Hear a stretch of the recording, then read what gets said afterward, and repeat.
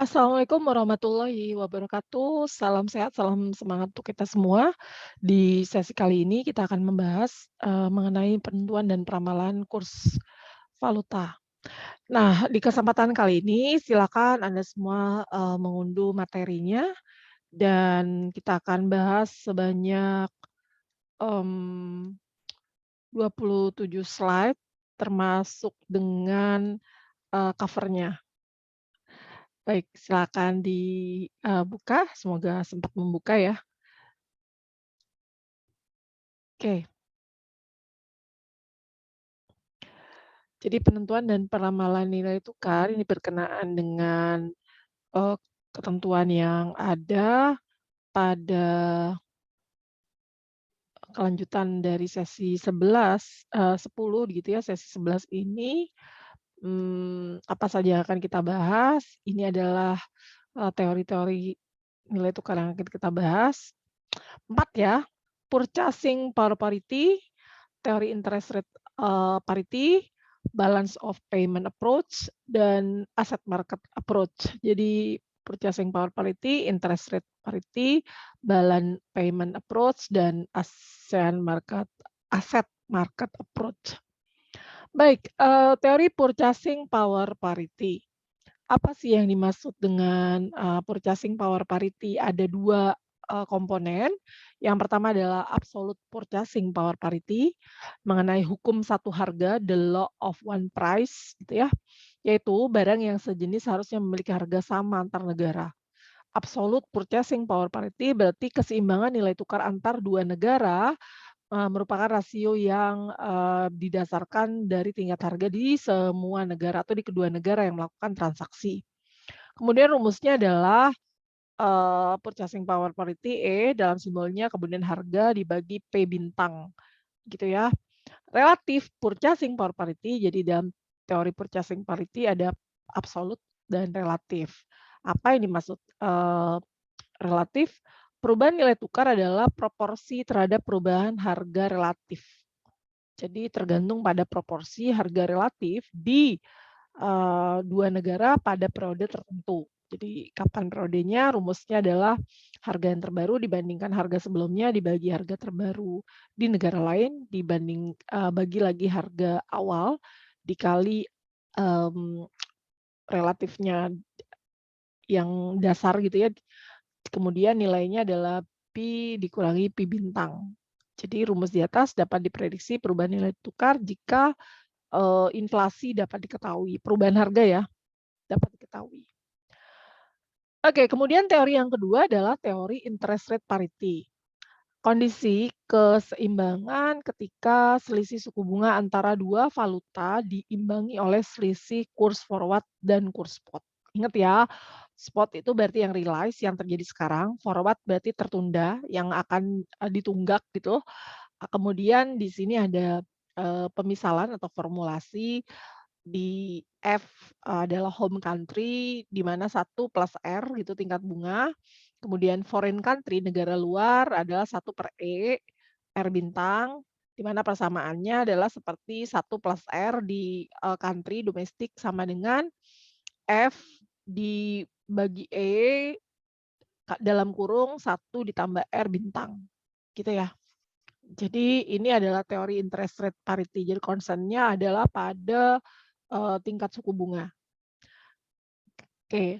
Jadi kalau dalam, interest rate parity di mana rasio premium atau diskon dari kurs forward sama dengan perbedaan tingkat bunga di kedua negara. Di mana jika tingkat bunga dalam negeri lebih tinggi dari tingkat luar negeri, maka terjadi premium dari kurs forward. Oke ya. Jika tingkat bunga dalam negeri lebih rendah dari tingkat bunga luar negeri, maka menjadi diskon kurs forward. Oke, kemudian ekspektasi perubahan nilai tukar yang akan datang adalah sama dengan perbedaan tingkat bunga di kedua negara. Jadi ekspektasi E-nya ya, sama di kedua negara. Jika tingkat bunga dalam negeri lebih tinggi dibandingkan luar negeri, maka pasar akan berekspektasi ada depresiasi pada mata uang domestik. Kesimpulannya, teori interest rate parity terjadi dalam short term. Teori ini menjelaskan hubungan antara nilai tukar dengan tingkat bunga, perspektifnya adalah mobilitas pada modal. Oke, selanjutnya ini saya stop share lagi ya.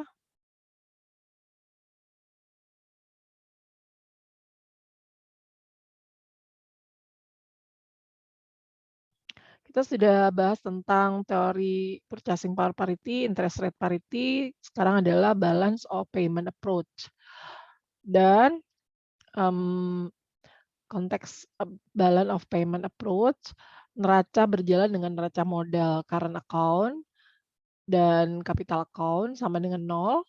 Neraca berjalan ditentukan oleh ekspor dan impor, current account gitu ya, kemudian pendapatan, P, pendapatan nasional dikurangi yang ini adalah ekspektasi ekspor impor.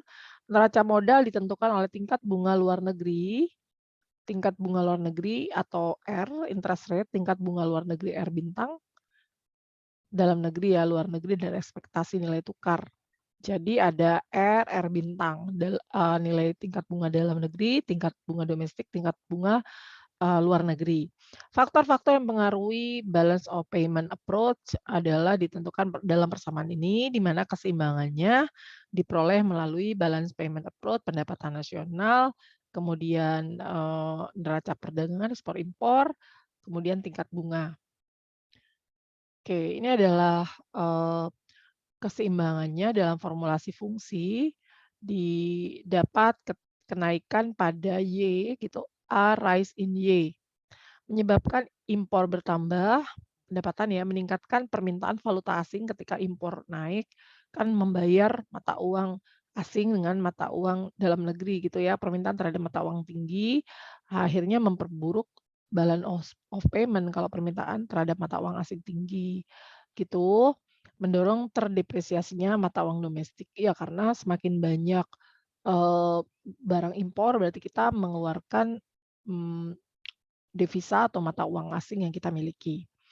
Naiknya harga akan menyebabkan terapresiasi nilai tukar real. Kalau harga naik, berarti nilai tukar realnya berkurang sehingga daya beli masyarakat menurun gitu ya, sehingga menurunkan ekspor dan penawaran falas, akan memperburuk balance of payment dan akan mendepresiasi nilai tukar domestik.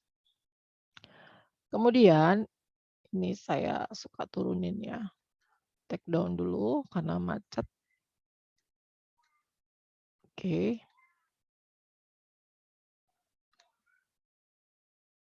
kita buka ya. Oke, meningkatnya tingkat bunga akan menarik, modal masuk atau capital inflow gitu ya. Ini lihat di kurvanya ya. Tingkat bunga, eee, tinggi, rise in air, naik gitu ya, maka penawaran valuta asing menjadi nih, kanan meningkat, kemudian investasi jadi turun, investasi ini, penawaran meningkat. Dan menyebabkan surplus balance of payment sehingga terapresiasi pada mata uang, domestik karena investasi kan turun, sementara penawaran terhadap valuta asing tinggi. Nah kemudian ekspektasi dari, kondisi ini pada masyarakat gitu ya, bagaimana masyarakat akan membeli valuta asing atau menjual mata uang domestik, menyebabkan semakin banyak permintaan falas, sedikit penawaran falas, sedikit ya penawarannya, maka mendorong, terapresiasi, gitu. Kemudian kita coba kaji, tadi adalah balance of payment approach, sekarang asset market approach. Apa itu asset market approach?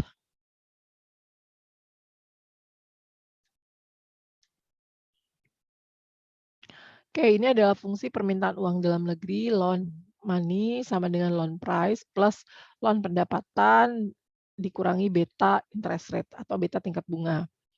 Fungsi permintaan uang luar negeri adalah loan dari jumlah beredar atau money, luar negeri yang ditandai dengan bintang, loan loan itu perubahan dalam rasio persen ya. Price bintang ditambah alfa loan pendapatan kurangi beta interest rate bintang. Keseimbangan permintaannya adalah ada pada domestik dan luar negeri, gitu ya. Mmm, dalam, model ini, kenapa diproksikan dengan loan agar rasio pertumbuhannya dapat diketahui. Purchasing power parity, ekspektasi price dibandingkan harga dalam negeri dan luar negeri, kemudian, perubahan selisih dari harga itu menjadi loan ekspektasi. Sehingga loan dari expected atau, perkiraan sama dengan loan money di-supply untuk dalam negeri atau domestik dikurangi loan jumlah beredar atau supply money di, luar negeri ditambah alfa, dalam kurung loan pendapatan luar negeri dikurangi loan pendapatan dalam negeri, ditambah beta dalam kurung interest rate dalam negeri dikurangi interest rate luar negeri. Sticky price monetary approach. Apa yang dimaksud dengan sticky price? Gitu ya. Mungkin ini juga harus dipahami istilahnya. Absolute purchasing power parity menekankan pada jangka panjang daripada jangka pendek. Dalam jangka pendek tingkat harga adalah sticky, dapat dipengaruhi oleh pendapatan nasional dan tingkat bunga. Kemudian, portfolio approach. Aset dilebarkan menjadi obligasi lokal dan asing serta uang lokal dan asing. Ketika investor memerlukan premium risiko, ditambah dengan tingkat pengembalian yang diharapkan untuk menciptakan ketidakyakinan antara memegang obligasi lokal atau asing. Kedua, obligasi tersebut sudah substitusi tidak sempurna. Dalam konteks ini, yang mempengaruhi kurs valuta asing adalah ya aspek ekonomi fundamental. Apa itu persediaan pada obligasi negara dan current account. Oke, jadi kita sudah, berusaha memahami mengenai, teori-teori gitu ya, baik itu purchasing power parity, interest rate parity, kemudian ada, balance of payment approach, asset market approach gitu ya. Dan, pastinya juga kita akan melihat dalam konteks persamaannya. Nah, ketika bicara ini tadi teori, peramalan, bagaimana peramalan untuk nilai tukar gitu ya. Oke, jadi peramalan nilai tukar itu dalam monetary, pendekatan moneter, nilai tukar didefinisikan sebagai harga di mana mata uang asing atau foreign currencies, foreign money, dijual belikan terhadap mata uang domestik. Dan harga tersebut berhubungan dengan supply and demand price dari money. Kemudian kontribusi perubahan nilai tukar terhadap keseimbangan penawaran mempunyai hubungan absolut atau purchasing power yang merupakan keseimbangan antara harga domestik konversi kurs valuta asing ke dalam mata uang domestik. Gitu ya dalam persamaan ini. Jadi A adalah flexible price monetary approach dan B adalah sticky price monetary approach. Oke, apa sih istilah dari portfolio approach?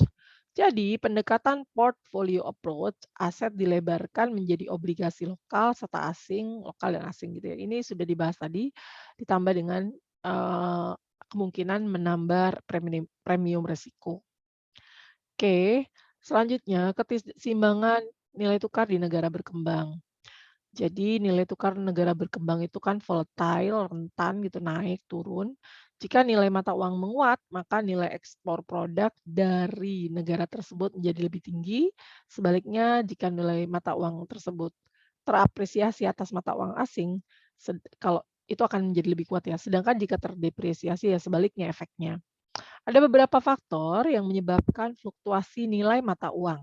Berikut adalah ya tadi tingkat inflasi, kemudian tingkat suku bunga, neraca perdagangan dan, hutang publik. Oke, jadi, apa sih yang mempengaruhi tadi sudah terlihat ya, neraca perdagangan, tingkat bunga, kemudian inflasi, sentimen masyarakat, kemudian ini juga ada ekspor impor itu sendiri, kondisi ekonomi, kemudian kontrol pemerintah, dan mata uang ekspektasi. Tahapannya, jadi transaksi exposure, juga melibatkan beberapa langkah proses gitu ya. Pertama adalah transaksi exposure, kemudian operating exposure, accounting exposure, dan tax. Jadi ada transaksi, operasi, akuntansi, dan pajak. Mengapa perlu hedging? Kita juga udah bahas, di manajemen keuangan lanjutan mengenai perlunya lindung nilai gitu ya, atau di, manajemen keuangan internasional. Terhadap apa? Terhadap, perubahan yang fluktuatif atas akibat adanya, eee, sentimen pasar, pergerakan internasional, gejolak politik, gejolak ekonomi gitu ya, sehingga ini akan ya harus ada asuransi penjamin terhadap perubahan atau pergerakan tadi. Oke, kenapa sih banyak yang tidak menginginkan melakukan lindung nilai gitu, hedging? Jadi, disebutkan dalam beberapa riset tiap perusahaan saham lebih mampu melakukan diversifikasi risiko nilai tukar daripada manajemen perusahaan. Kemudian yang kedua, pengelolaan nilai tukar tidak meningkatkan arus kas yang diharapkan. Manajemen perusahaan sering melakukan hedging untuk keuntungan manajemen, sementara itu biaya yang harus ditanggung oleh pemegang saham. Jadi bagus untuk manajemen perusahaan tapi, berimplikasi cost pada siapa? Pemegang saham. Kemudian manajer tidak dapat menebak pasar. Apabila posisi pasar adalah seimbang, maka sesuai dengan teori parity, not present value yang diharapkan adalah nol. Motivasi manajemen untuk mengurangi keadaan berubah kadang didorong oleh alasan akuntansi. Kalau ini kan jelas ya mengurangi resiko dalam arus kas, didatangkan lebih minimal pada modalnya, kemudian manajemen punya keunggulan kompetitif, dan pasar biasanya tidak seimbang dan selalu, bergerak ya, tidak dalam kondisi equilibrium. Ini adalah instrumen dari hedging, ada forward contract, money market hedge, future contract, option contract, currencies invoice, exposure netting, currencies resharing. Ini adalah instrumennya dari hedging.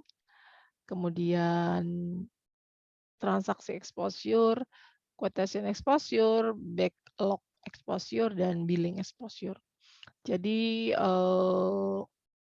bagaimana memitigasi resiko atau meminimalkan resiko, itu berarti kita harus menghitung dan berhitung mengenai berapa kemungkinan terjadi. Jadi transaksi exposure, akuntansi exposure, mau nggak mau harus dilingkupi gitu ya, menjadi bagian yang tak terpisah dan, informasi yang harus kita olah dalam melakukan penentuan dan peramalan dari kurs. Itu di, sesi ini untuk dipahami, kemudian disimak kembali, dicermati bahan bacaannya, dan terima kasih atas waktu dan tetap semangat. Wassalamualaikum warahmatullahi wabarakatuh.